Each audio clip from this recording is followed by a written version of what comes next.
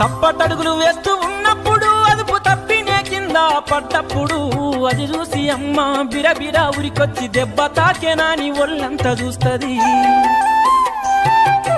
ఆస్తిపాస్తులు ఎన్ని ఉన్నా లేకున్నా మేడమిద్దరు లెక్కలేనన్ని ఉన్నా కన్న కడుపే మేడమిద్దెలనుకుంటది, కడుపు తీపే ఆస్తిపాస్తులనుకుంటది.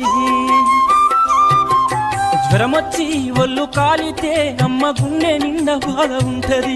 ఓ దేవుడా నా కడుపును కాపాడమని వేడుకుంటది. కొడుకు లేచి నవ్వి ఆడినప్పుడే అమ్మ ముఖముల కోటి దీపాలు వెలుగును. అమ్మా